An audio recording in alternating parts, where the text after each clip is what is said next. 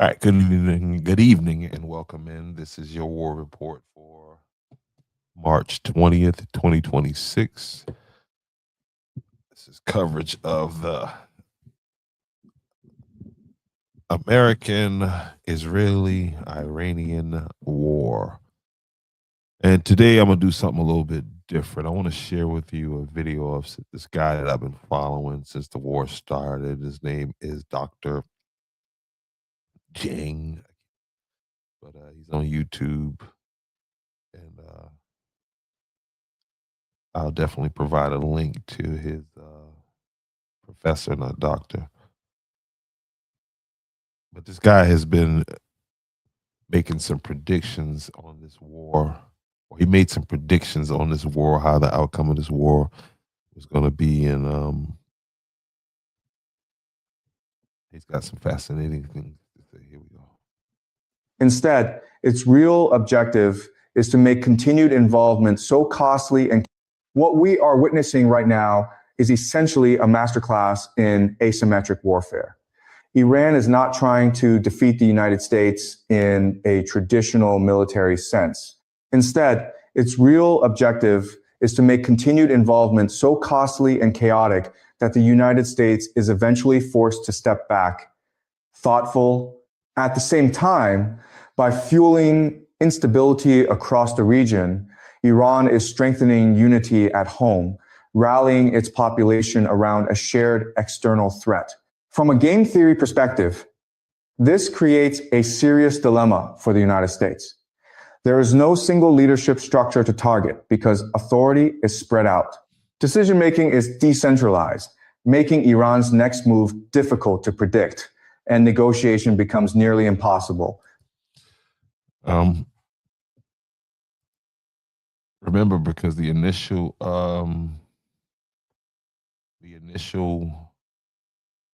thought pattern was that if they could get rid of the Ayatollah, then the country was on the brink of revolution and yada yada yada, and here we are. Because there is no single figure with complete control. Serious on the surface, the situation in Bahrain appears to be a domestic uprising. But the timing and coordination suggests something far more calculated. The argument here is that Israel has been quietly working to destabilize Bahrain in order to pull Saudi Arabia into a conflict that distracts it from the broader confrontation with Iran. Through covert actions, Israel is believed to be amplifying tensions, sharing intelligence with opposition groups, and helping organize protests to create the conditions for potential regime change. The reasoning behind this is strategic. Saudi Arabia and Bahrain are deeply linked, not just politically, but militarily.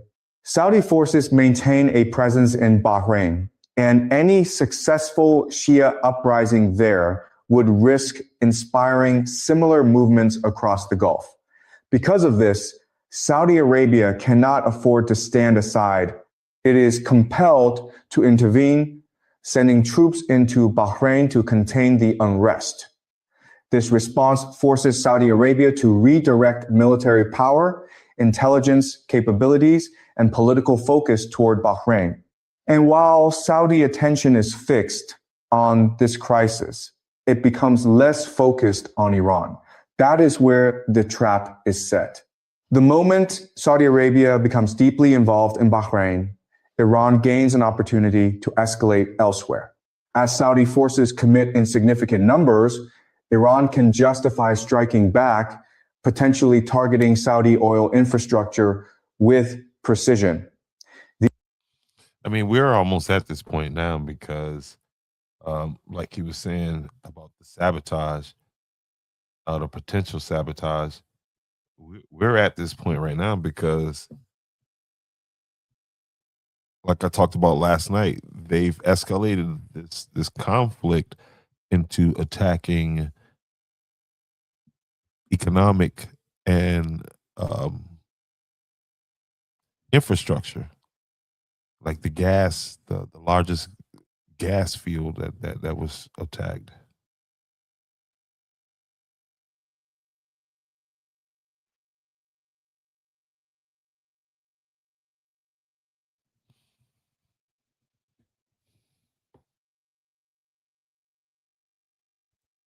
These would not be symbolic attacks.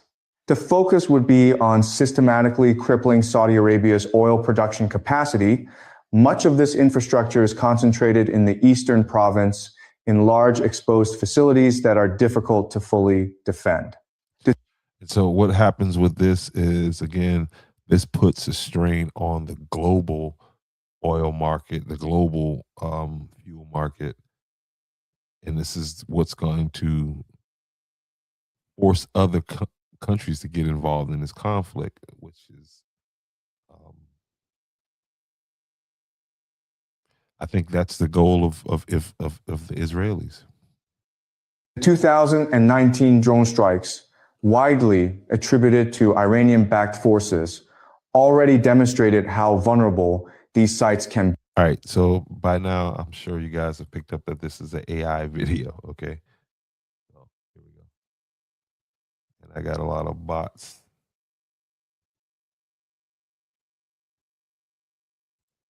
B, temporarily cutting Saudi oil output in half. That incident served as a warning. In a full-scale conflict, the damage would likely be far more severe, shifting from disruption to outright destruction. Such a scenario could represent one of the most serious military setbacks for the United States in decades, potentially even surpassing the scale and strat of collapse seen in Vietnam. Politically, this would create an enormous challenge for American leadership. I mean, for this, I think for what he's talking about to come to pass would mean that we would have to see American boots on the ground in Iran, in Tehran, like it was in Iraq, which is definitely building and trending toward that, unfortunately. Explaining a costly war with visible losses would be difficult, and maintaining credibility would become even harder. In such a situation, the likely response would be to shift blame. The narrative could focus on regional allies, arguing that the United States stepped in to defend them but did not receive sufficient support in return. By framing it this way, responsibility is redirected and groundwork is laid for strategic withdrawal, framed not as abandonment but as a response to unreliable partners. This scenario becomes more plausible the longer a conventional conflict drags on. And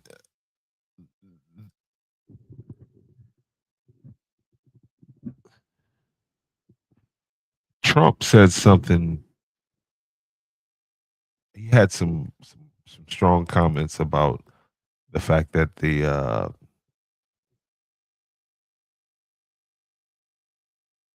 Israelis attacked the gas fields, Iranian gas fields, and I don't know. I don't think he's looking for a way to get out of this conflict. You know, maybe he's a Zionist too. And I know a lot of you guys hear that word. Do a little research and figure out what it means when these people call themselves Zionists, and what is their goal? Like, you know, you go to church every Sunday because you want to make it to heaven. You know what I mean? You want to meet baby Jesus, go through the pearly gates and all that other business. But what do Zionists want? What are they trying to do? Do they believe in Jesus?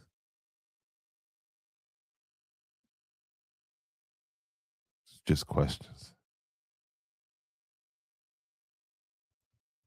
Iran has consistently stated that it does not seek nuclear weapons, maintaining that its program is peaceful. However, from a strategic standpoint, nuclear deterrence remains the strongest guarantee of regime survival when facing a powerful adversary. In other words, in order to keep America off your ass and Israel off your ass, the best deterrent seems to be to have a nuclear weapon. But Iran has consistently said for the last 40 years, I know, that they haven't, and they've been being bombed as if they've been 2 weeks away from having one. Historical examples reinforce this logic. Countries that developed nuclear weapons have avoided invasion, while those that gave them up or never acquired them have faced severe consequences. All right, case in point, Muammar Gaddafi. Whenever Muammar Gaddafi was like, "All right, guys, I quit. I'm not trying to make a nuke anymore. I'm coming to the table." Um, the things he got for that was that he was overthrown and brutally murdered by his people. And so you got other dictators in that region that see exactly what happened to Muammar Gaddafi. Um, that's what history teaches. The conclusion many draw from this pattern is that nuclear capability provides security. At some stage in a prolonged conflict, especially if US forces suffer heavy losses and regional alliances begin to weaken, Iran may decide to accelerate its nuclear program, and it would likely not act alone. Support from countries and that's the key, because if countries are hurt from what Israel and America are doing right now, because a lot of that gas, that natural gas that I was talking about, is supplies a big part of Europe and Asia, and so some of these countries may feel compelled to help Iran develop a nuclear bomb in order to not face these kind of issues moving forward. like Russia and North Korea could significantly speed up the process. For Russia, a nuclear-armed Iran complicates US strategy and creates a stronger counterbalance to Western influence. For North Korea, assisting Iran demonstrates the reach of its nuclear expertise while also spreading US attention across multiple threats. In this scenario, technical experts and resources could be transferred.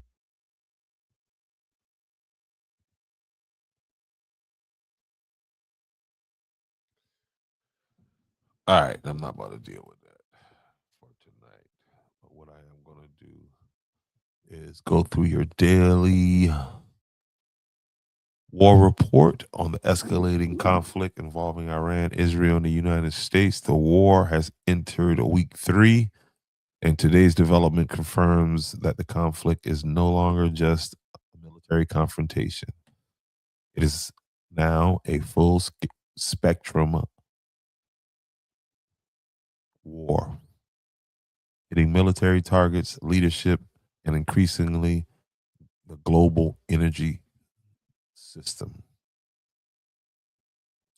Over the last 24 hours, the intense airstrikes have continued inside Iran, with the U.S. and Israeli forces targeting what officials describe as missile infrastructure.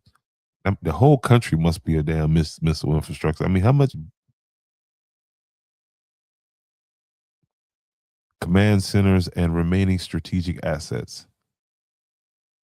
At the same time, Iran has responded with another wave of missiles and drone attacks on Israel, with sirens reported across multiple cities, including areas near Tel Aviv and central Israel. Israel's air defense systems continue to intercept many of these threats.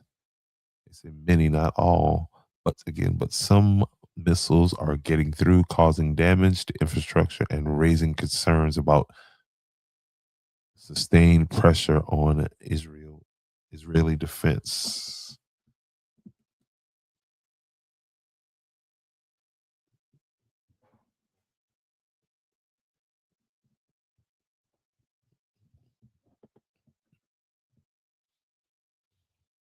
The ongoing exchange signals that neither side is backing down, and both are maintaining daily offensive operations. The most important development in the war right now is the continued escalation into energy infrastructure targeting. After recent strikes on Iran's South Pars gas field, one of the largest energy reserves in the world, Iran has intensified its response by signaling the energy assets across the region are now legitimate targets. We are now seeing a pattern. Energy production sites are being hit. Oil shipping routes are being threatened. Refineries and oil infrastructures are at risk. So it's all out war right now in the region. This changes everything. When war moves into energy systems, the impact spreads globally because energy is the backbone of modern economies. The Strait of Hormuz crisis, the situation in the Strait of Hormuz remains one of the most dangerous flashpoints in the world right now. The narrow waterway handles roughly 20% of the global oil supply, and while it's not completely shut down, it's operating under severe disruption and military tension. Tanker traffic is reduced, insurance costs for shipping have surged, which is going to translate into higher shipping costs, higher prices. Military presence in the region has increased. Even the threat of disruption is enough to drive global markets. And again, we are definitely feeling it. As a result of the energy escalation, all prices remain elevated, hovering around $100 per barrel.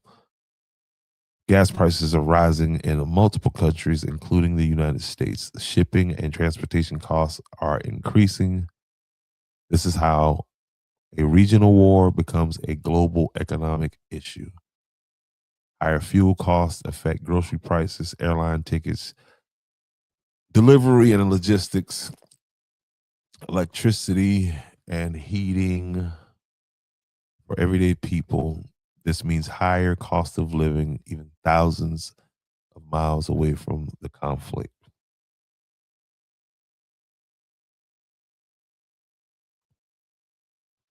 Another key concern today is the risk of regional expansion. Iran backed groups remain active in Lebanon and surrounding areas.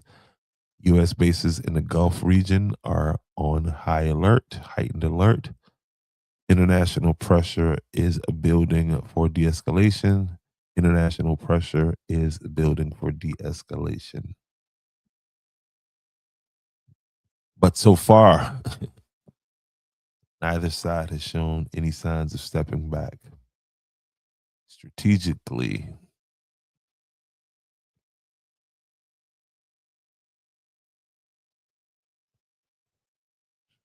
what are we witnessing?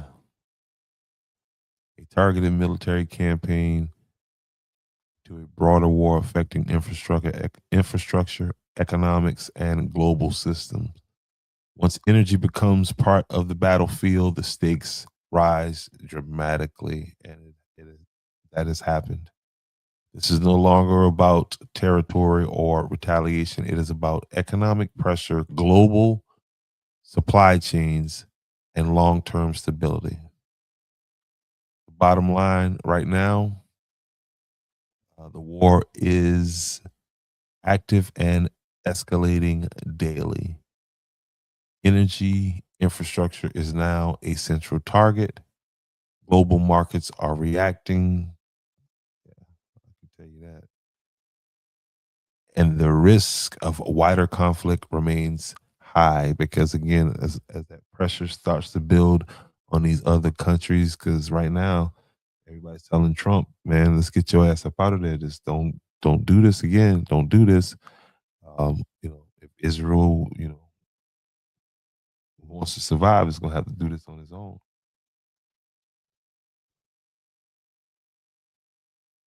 As of yet, this is not a world war, but it is a conflict that is now impacting the entire world, not just the region.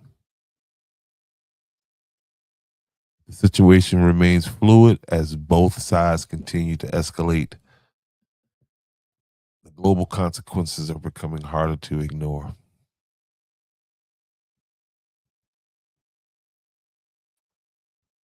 And that is your war report for March 20th, 2022.